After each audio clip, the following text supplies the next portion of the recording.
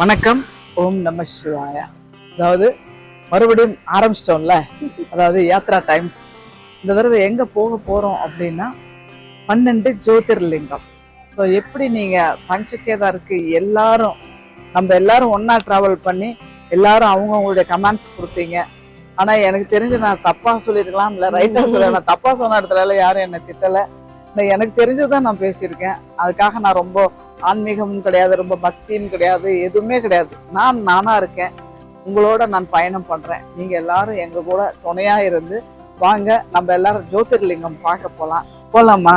ரொம்ப ஜாக்கிரதையா இருக்கு. நாங்க எப்படி இருக்குன்னு தெரியல, இதான் ஃபர்ஸ்ட் டைம். ஆமா, கொஞ்சம் இமயமலையாவது கொஞ்சம் ஓரளவுக்கு போய் தெரியும். ஆனா இந்த சைடு நாங்க புதுசா இருக்கு. அது எப்படி என்ன மாதிரி அனுபவம் கிடைக்க போகுதுன்னு தெரியல. போலாமா? வாங்க போலாம்.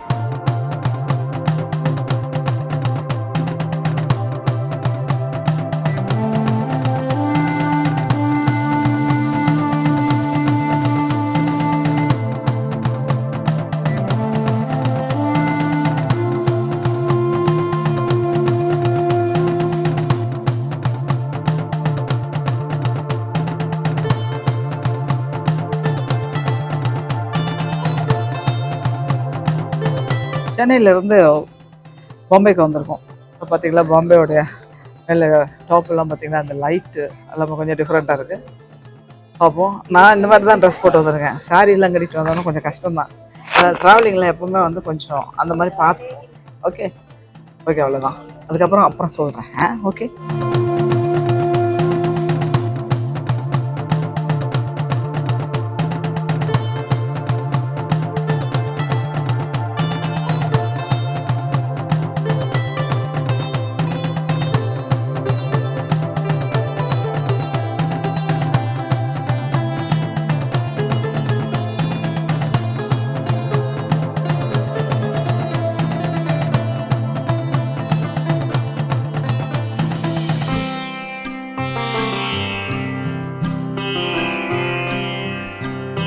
ஓம் நம சிவாய. நம்ம ஜோதிர்லிங்கத்தை பேச போகும் பொழுது அவர்களுடைய முன்னுரையை பற்றி சொல்லணும் இல்லையா? சிவலிங்கம் அப்படிங்கிறது நம்ம எல்லாருமே என்ன நினைக்கிறோம், சிவலிங்கம் வச்சுருக்கோம்ப்பா, சாமி கும்பிடணும், லிங்கத்துக்கு பூஜை பண்ணணும் அப்படின்னு நினைக்கிறோம். ஆனால் அந்த சிவலிங்கத்துக்குள்ள எத்தனை விசேஷங்கள் இருக்குது அப்படிங்கிறது உங்களுக்கு தெரியுமா? எனக்கு கூட தெரியலங்க. நானும் இப்போ தான் தெரிஞ்சுக்கிட்டேன். எனக்கு தெரிஞ்சதை நான் உங்களுக்கும் சொல்கிறேன், சரிங்களா? நான் சொல்கிறதுல இன்னும் ஏதாவது நிறைய மறைஞ்சிருக்கலாம், ஆனால் தெரிஞ்ச வரைக்கும் நான் உங்களுக்கு சொல்கிறேன். ஆவுடையாருடன் இருக்கிற லிங்கத்தில் ருத்ரபாகம் மட்டும்தான் நம்ம கண்களுக்கு தெரிகிற மாதிரி இருக்கும். விஷ்ணு பாகம் ஆவுடையாருடன் பொருந்தியே இருக்கும். அது எப்படின்னா, சிவனும் விஷ்ணுவும் ஒன்று அப்படின்னு சொல்லுவோம் இல்லையா? அது மாதிரி தான் இந்த ருத்ர பாகத்தோட விஷ்ணு பாகம் கலந்து நடு மையத்தில் இருக்கும். அதுபோல பிரம்ம பாகம் பூமிக்கு அடியில் பொருந்தி இருக்கும். சிவலிங்கத்தை 3 பாகங்களாக பிரிக்கப்பட்டிருக்குன்னு சொன்னேன் இல்லையா? அந்த 3 பாகங்கள் என்னென்ன அப்படின்னா, ருத்ர பாகம், விஷ்ணு பாகம், பிரம்ம பாகம், இப்படி 3 வகைப்படுகிறது. ருத்ர பாகம் அப்படிங்கிறது லிங்க வடிவின் மேல் பாகமாகும். நடுவில் இருக்கிறது விஷ்ணு பாகமாக விளங்குகிறது. அடிப்பகுதியாக இருப்பது பிரம்ம பாகம் அப்படின்னு அழைக்கப்படுகிறதுங்க. ருத்ரபாகம், விஷ்ணு பாகம், பிரம்ம பாகம். இது மட்டும் இல்லைங்க, சக்தி பாகம்னு ஒன்று இருக்கு. அதாவது சிவனே சக்தி, சக்தியே சிவன்.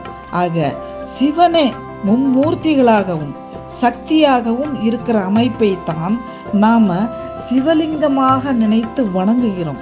ஜோதிர்லிங்கம்னு சொல்கிறோம் இல்லையா? அந்த ஜோதிர்லிங்கம் அப்படின்னா என்ன அப்படிங்கிற ஒரு விஷயத்த எங்களுக்கு தெரிஞ்ச வரைக்கும் நாங்கள் சொல்கிறோம். தப்பு இருந்தால் மன்னிச்சுக்கோங்க. ஜோதிர்லிங்கம் என்பது சைவ கடவுளாக போற்றப்படும் சிவனை வணங்குவதற்குரிய வடிவங்களிலே ஒன்று.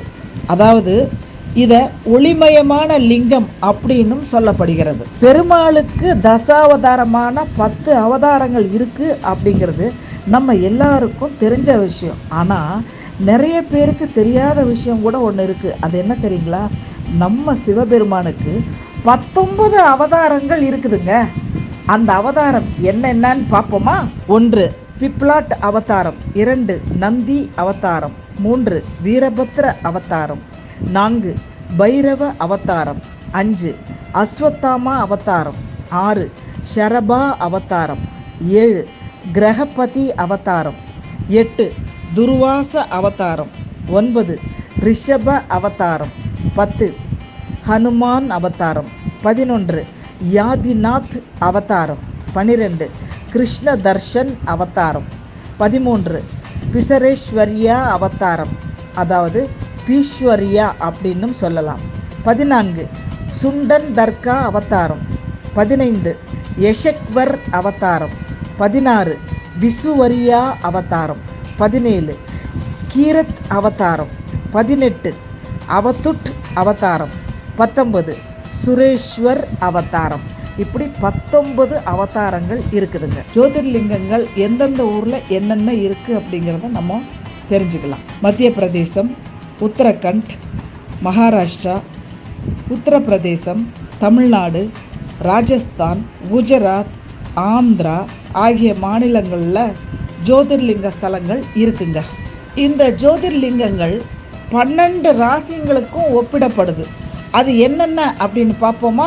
மேஷ ராசி குஜராத்தில் இருக்கிற சோம்நாத் கோவில், ரிஷப ராசி ஸ்ரீசைலம், மிதுன ராசிக்கு உஜ்ஜயினி மகாகாலேஸ்வரர், கடக ராசி ஓம்காரேஸ்வரர், சிம்ம ராசி வைத்தியநாதர், கன்னி ராசி பீமா சங்கர், துலாம் ராசி ராமேஸ்வரம், விருச்சிக ராசிக்கு நாகேஸ்வர ஜோதிர்லிங்கம், தனுசு ராசிக்கு காசி விஸ்வநாதர், மகர ராசிக்கு திரியம்பகேஸ்வரர், கும்ப ராசிக்கு கேதார்நாத், மீன ராசிக்கு குயேஸ்வரர்.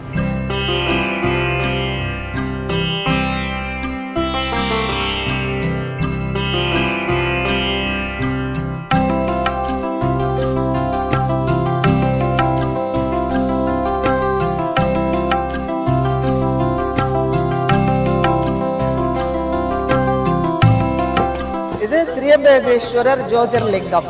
இந்த ஜோதிர்லிங்க வாசல் இது நாசிக்கில் இருக்கு. ஸோ இப்போ நாங்கள் பாம்பேலேருந்து நாசிக்லேருந்து ஒரு 4 கிலோமீட்டர்ஸ் பை காரில் வந்திருக்கோம். ஸோ இங்கே இப்போ நாங்கள் கோயிலுக்குள்ளே போக போகிறோம். உள்ளே போய் சாமி எப்படி இருக்கார், அவருடைய கதை என்ன, அந்த ஐதீகம் என்னன்றது விளக்கமாக சொல்கிறோம். ஓகே, வணக்கம். ஓம் நம சிவாய. திரியம்பகேஸ்வரர் கோயிலுக்கு போகிறதுக்கு விஐபி டிக்கெட் வாங்க இந்த வழியாக தான் போகணும்.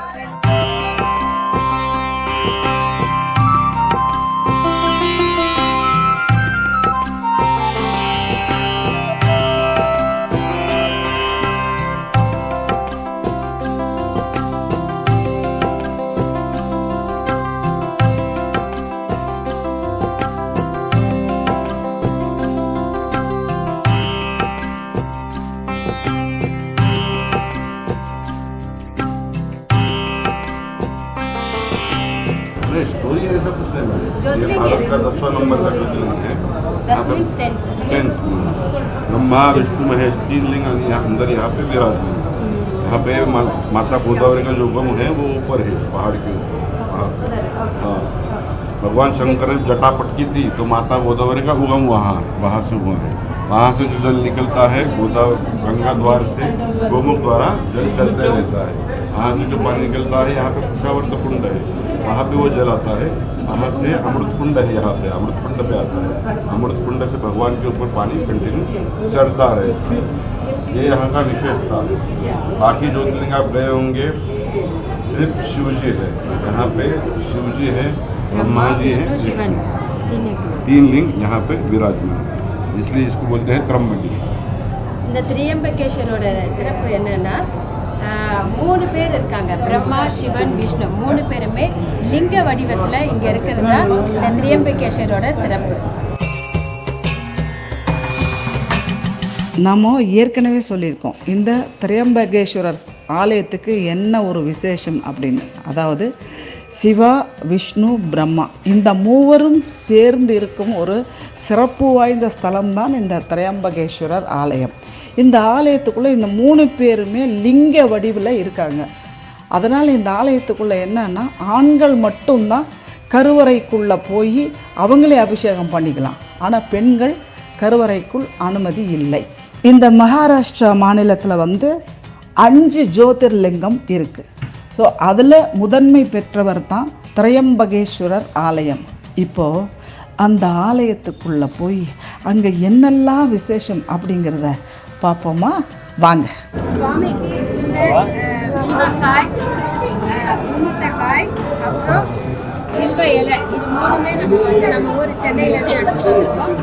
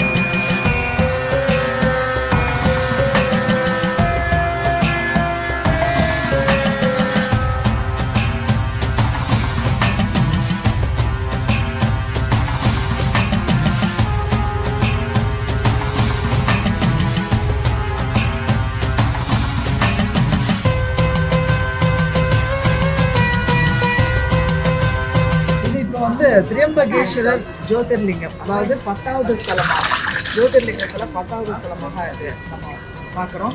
இங்கே சிவா, விஷ்ணு, பிரம்மா 3 பேருமே லிங்க வடிவத்தில் இருக்கிறாங்க.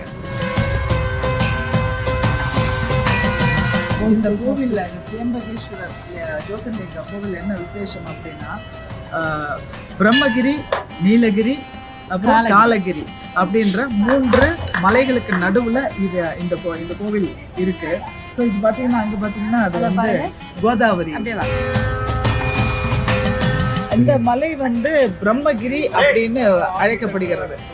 இங்கிருந்து தான் கோதாவரி நதி உற்பத்தி ஆகுது. அந்த கோதாவரி நதி சிவபெருமானின் பாதத்துல விழுந்து இங்கிருந்து மற்ற ஊர்களுக்கு போகுதுக்கா. 2வது மிக நீளமான நதி கங்காக்கு அப்புறமா இந்த கோதாவரி நதி தான் மிக நீளமான நதி. அது இந்த மலையில, பிரம்மகிரி மலையில தான் உற்பத்தி ஆகுது. இதுல இன்னொரு விஷயம் என்ன அப்படின்னா, இந்த ஆலயத்தை சுத்தியுமே சித்தர்களோட ஜீவ சமாதி இருக்குன்னு சொல்றாங்க. ஸோ அதெல்லாம் இது ரொம்ப மிகப்பெரிய ஒரு சக்தி வாய்ந்த ஒரு இடம்னு கூட சொல்லலாம். ஸோ இது அவ்வளோ ஜீவ சமாதிகள் இதை சுற்றியுமே இருக்கு. இங்கே இருக்கிற இந்த சிவபெருமானுக்கு என்ன ஒரு முக்கியத்துவம் அப்படின்னா, சூரியன், சந்திரன், அக்னி 3 கண்களை உடையவராக சிவபெருமான் இங்கே கருதப்படுகிறார். கௌதம மகர்ஷி அவர் மிகப்பெரிய ஒரு மகர்ஷி. அவருடைய பூஜையிலும் அவருடைய பக்தியிலும் மனசு ரொம்ப மகிழ்ந்து அந்த கௌதம மகர்ஷிக்கு காட்சி கொடுத்த இடமாகத்தான் இந்த இடம் கருதப்படுகிறது. ஆத்ய ஜோதி order available. So it is up there. Okay, thank you. ये जो त्र्यंबकम यजामहे का जो श्लोक का जो उत्पत्ति है यहाँ से हुआ। ओम त्र्यंबकम यजामहे सुगंधिं पुष्टिवर्धनम्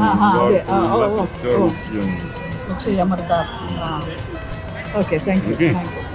இப்போ வந்து இந்த ஜோதிர்லிங்கத்துக்கு நம்ம ஃபர்ஸ்ட் திரியம்பகேஸ்வரர் ஜோதிர்லிங்கம் தான் கரெக்டு. அது வந்து என்னன்னா, ஆனால் இந்த லிங்கத்துக்கு ஒரு பேர் இருக்கு, அதாவது ஆத்ய ஜோதிர்லிங்கம். ஆத்ய ஜோதிர்லிங்கம் அப்படின்றதுக்கு என்ன அர்த்தம்னா, திரியம்பகேஸ்வரர், அதாவது சிவா, விஷ்ணு, பிரம்மா, இந்த 3 பேரும் சேர்ந்தது தான் திரியம்பகம்னு சொல்லுவாங்க. ஸோ அந்த திரியம்பகம் மந்திரம் வந்து நம்ம எப்போவுமே யோகா பண்ண பொழுதும் சரி, சாதாரணமாகவும் சரி, நம்ம எப்போவுமே சொல்லுவோம்ல திரியம்பகம், அந்த ஒரு ஸ்லோகம் இருக்குது. அந்த ஸ்லோகம் எப்போவுமே சொல்லக்கூடிய ஒரு உண்டான ஸ்தலம் இது.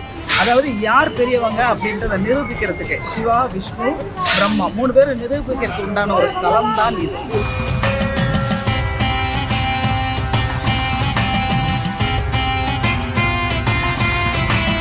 அதாவது அந்த ஆத்ய ஜோதிர்லிங்கத்துக்கு கூட ஒரு ஸ்லோகம் சொல்லியிருக்கிறாரு. அது என்ன அப்படின்னா, சஹ்யாத்ரி ஸ்ரீஷே விமலே வசந்தம் கோதாவரி தீர பவித்ர தேசே யத் தர்ஷனாத் பாதக மாசு நாசம் பிரயாதிதம் திரியம்பக மீஷமீடே.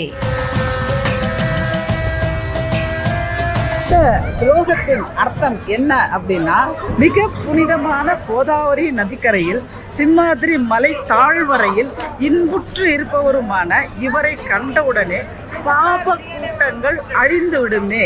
அந்த திரியம்பக ஈஸ்வரனை துதிக்கிறேன், ஓம் நம சிவாய. இதுதான் அந்த ஸ்லோகத்தினுடைய அர்த்தம்.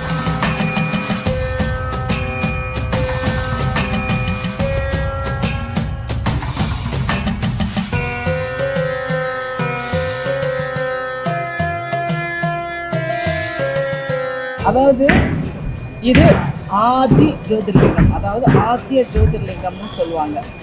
இங்கே வந்து மும்மூர்த்திகள் பிரம்மா, விஷ்ணு, சிவன் 3 பேரும் லிங்க வடிவத்தில் உள்ள இருக்காங்க.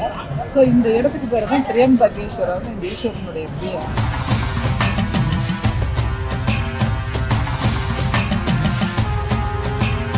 திரியம்பகேஸ்வரர் ஆலயம் வந்து மிகப்பெரிய சக்தி வாய்ந்ததுன்னு சொல்கிறாங்க. இந்த திரியம்பகேஸ்வரர் ஆலயம் வந்து மகர ராசிக்காரர்களுக்கு மட்டுமன்றி எல்லாரும் வணங்கக்கூடிய ஒன்று. அதிலும் சிவராத்திரி அன்னைக்கு கங்கை நீர், புனிதமான நீரில் வெல்லம் கலந்து அபிஷேகம் செய்து நீல நிற பூக்களால் அர்ச்சனைகள் செய்தால் தடைகள் நீங்கி அருமையான வாழ்க்கை அமைவதோடு மனதுக்கு நிம்மதியான வாழ்க்கையையும் இந்த சிவன் தருவாராம். தொழில் வெற்றி பெற மும்மூர்த்திகளும் ஒன்று கூடியுள்ள இந்த திரியம்பகேஸ்வரரை வணங்கினால் நிச்சயம் வெற்றி கிடைக்கும் அப்படின்னு இந்த கோவில் அர்ச்சகர் சொல்றாருங்க.